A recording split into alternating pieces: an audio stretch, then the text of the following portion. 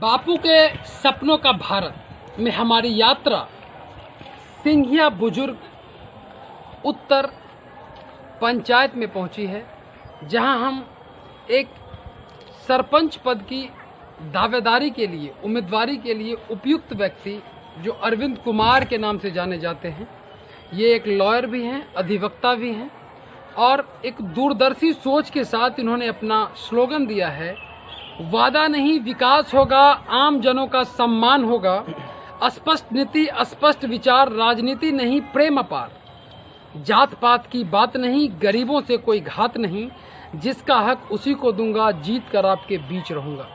ये इनका एक मिशन और विजन स्टेटमेंट है, जिसमें ये और राजनेताओं और पॉलिटिकल एक्टिविस्ट से एक अलग तरीके से अपने आप को प्रेजेंट कर रहे हैं, क्योंकि यह अधिवक्ता हैं और बापू के सपनों के भारत मुहिम में समथिंग बैक टू सोसाइटी करने के उद्देश्य से आम लोगों को न्याय उसके घर पर मिले, इसलिए सरपंच जैसी महत्वपूर्ण जिम्मेदारी निभाने के लिए तैयार है।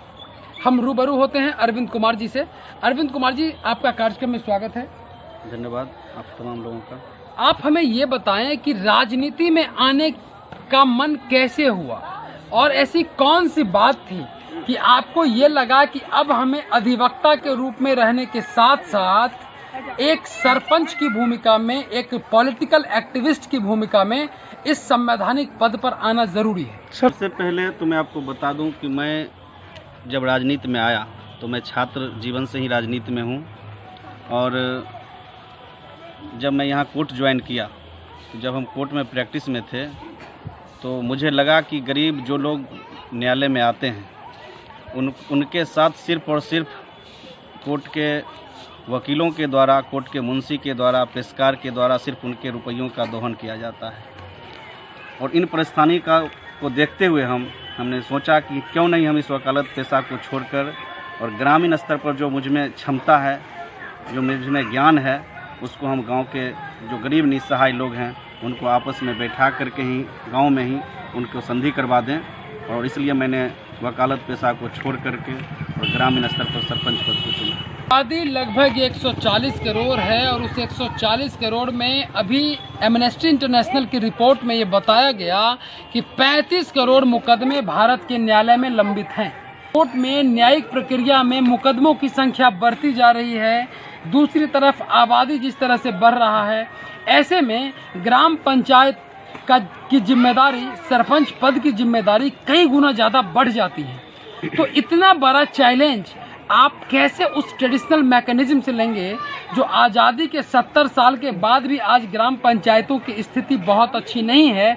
शायद इसी वजह से आप भी राजनीति में आए हैं। पहले मैं आपको ये बता दूं कि राजनीति में जो लोग आते हैं उनको सबसे पहले ये सोचनी चाहिए कि राजनीति में आने से पहले लोग सोचते हैं कि मुझे ब्लैंक चेक मिल रहा है ये, और मेरा मानना है कि हम राजनीति नहीं करने आए हैं, हम समाज सेवा करने आए हैं।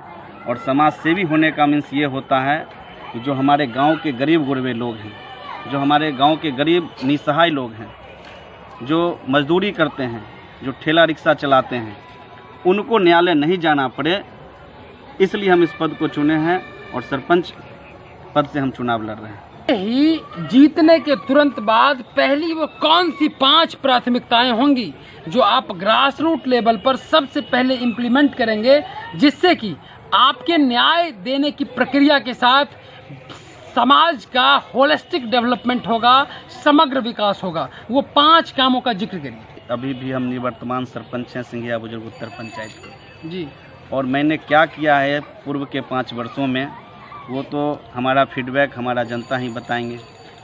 और मैं समझता हूँ कि आगे जो मेरा विज़न है वो मेरा विज़न लगातार चलते रहेगा। और जिस उद्देश्य को मैं वकालत पेशा को छोड़ा, मैं BEd MAd हूँ, मैं टीचर की नौकरी जब मुझे लगी थी 2016 में चुनाव जीतने के बाद, मैं वहाँ ज्वाइन करने नहीं गया। तो एकमात्र मेरा उद्देश्य रहेगा यही कि हमारे जो गाँव का, हमारे जो प्रखंड का, हम प्रखंड के सरपंच संघ के उपाध्यक्ष भी हैं, हमारे प्रखंड से थाना में केस नहीं जाए, कोर्ट में केस नहीं जाए, लोग ग्रामीण स्तर पर बैठ करके ही उसको सुलझाएं, यही मेरा विजन है। इस विकास जो है, जैसे मुख्यमंत्री जी का महत्वाकांक्षी परियोजना है 7 निश्चय, जिसमें जल नल, गली नली, स्वरोजगार के कई सारे स्कीम्स हैं। तो न्यायिक प्रक्रिया तो सरपंच का एक विशेषाधिकार होता है, लेकिन उस विशेषाधिकार के अलावा और जो डेवलपमेंट इनिशिएटिव हैं उसमें आप क्या देखते हैं और क्या ब्लूप्रिंट है? क्योंकि इस बार कोरोना पैंडेमिक आने से पिछले 2 सालों में विकास के कई काम रुक गए हैं। तो ऐसे में कोरोना अब धीरे धीरे नॉर्मल हो रहा है और हो चुका है। तो अब जो नया कार्यकाल होगा, इस कार्यकाल को कैसे ऐतिहासिक बनाएंगे? सबसे पहले तो नीतीश जी का जो कार्यक्रम है न्याय के साथ विकास का, हम आपके माध्यम से उन्हें कहना चाहेंगे कि न्याय के साथ साथ जो विकास की बात आप करते हैं उसको मुखिया और सरपंच, मुखिया जो होते हैं गांव के विकास योजनाओं को क्रियान्वित करते हैं, योजना को सुचारू ढंग से चलाने की जिम्मेदारी उन पर है, योजना का चयन करने की जिम्मेदारी है और सरपंच पर जिम्मेदारी है गांव की न्यायिक प्रक्रिया का। तो हम सबसे पहले आपके चैनल के माध्यम से नीतीश जी से कहना चाहेंगे कि न्याय के साथ जो विकास की प्रक्रिया है उस प्रक्रिया में सरपंच और मुखिया में तमाम पंचायतों में कंट्राडिक्शन हर हमेशा बना रहता है। एक दूसरे को लोग देखना नहीं चाहते हैं। तो हम सबसे पहले उन्हें कहना चाहेंगे, माननीय मुख्यमंत्री नीतीश बाबू को, कि जो सरपंच और मुखिया की जो जिम्मेदारी है दोनों का कोऑर्डिनेशन कैसे कायम रहे, इसके लिए वो एक बहुत बड़ा निर्णय लें जिससे कि कोऑर्डिनेशन कायम हो और निश्चित रूप से पंचायत की विकास, हमारा बिहार का विकास, हमारा क्षेत्र का विकास होगा। आज के युवा जो बेरोजगारी और कई तरह की समस्याओं से जूझ रहे हैं, नशा बढ़ रहा है समाज में, नैतिकता का पतन होता जा रहा है, सभी लोग अपनी चीज़ों को अपने हिसाब से देखते हैं, मानवीय मूल्यों, मानवाधिकारों का हनन होता है। ऐसे में युवाओं के लिए क्या संदेश होगा आपका कि युवा कैसे सोसाइटी के डेवलपमेंट में, होलिस्टिक डेवलपमेंट में अपना कंट्रीब्यूशन दें, या आप उनसे क्या चाहते हैं? सबसे पहले युवाओं को नई दिशा देने का जो काम है वो कुछ जो असामाजिक तत्व हैं वो युवाओं को दिग्भ्रमित करते हैं। और ख़ास करके हम प्रशासन से भी कहना चाहेंगे कि प्रशासन भी आज अगर समाज के अंदर नशाखोरी है, क्या कहते हैं, अगर अपराधी कोई भी बात अगर होती है, इसमें सबसे पहले नशा का नाम आता है। जब लोग अपने मन मस्तिष्क में नहीं होते हैं, नशा का सेवन करते हैं, तब जाकर के कोई अपराधी कृत्य करते हैं। तो प्रशासन महोदय से हम कहना चाहेंगे कि जो नशा बंदी की प्रक्रिया है उसको सख्ती से वो लागू करें, और जब सख्ती से लागू करेंगे तब ये जाकर के युवाओं का विकास हो सकता है। और जहाँ तक मेरा मानना है कि जहाँ तक मैं किया हूँ पूरे पिछले 5 वर्षों में, युवाओं को निश्चित रूप से मैं आगे बढ़ाने का काम किया हूँ। मैं एक सर्वेयर भी हूँ जिसको अमीन कहते हैं। हम पूर्व में कई बार अपने गांव के बच्चों को जो मैट्रिक पास हैं उसको अमानत का ट्रेनिंग दिया हूँ, जिससे भी वो स्वरोजगार कर सकते हैं, स्वरोजगार में जुड़ सकते हैं। और अन्य सारी बातें जो हैं हमने किया है और युवाओं को नई दिशा देने का काम किया है। आधी आबादी में लगभग देश में 75 करोड़ पुरुष हैं और लगभग 72 करोड़ पुरुष हैं और लगभग 67 करोड़ महिलाएं हैं। आधी आबादी होने के बाद भी आज महिलाएं घरेलू हिंसा, मानवाधिकार हनन और तरह तरह के रूढ़िवादी प्रथाओं से जूझ रही हैं। ऐसे में सामाजिक न्याय का क्षेत्र उनके लिए आपके विचारों को कैसे नए आयाम देगा?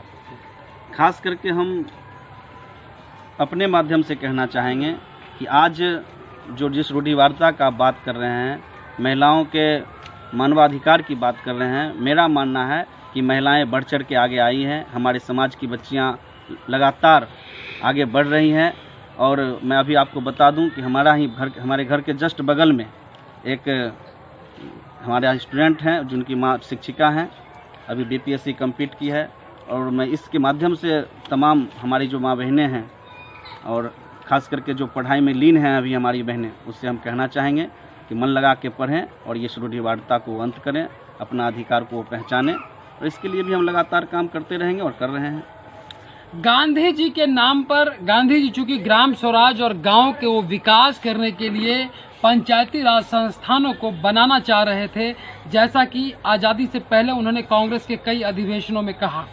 तो गांधी के सपनों के भारत में गांधी के नाम से कई सारे स्कीम्स हैं जो रोजगार के लिए, मनरेगा जैसी योजनाएं हैं, उन सब योजनाओं में क्या सिर्फ मुखिया जी का ही कंट्रीब्यूशन होना चाहिए या एक कोऑर्डिनेशन कमेटी होना चाहिए पंचायत में, जिसमें मुखिया भी हो, सरपंच भी हो, पंचायत समिति भी हो, जिससे कि उस योजनाओं का इंटरनल ऑडिट होता रहे, उसकी ट्रांसपेरेंसी रहे, उसकी अकाउंटेबिलिटी रहे?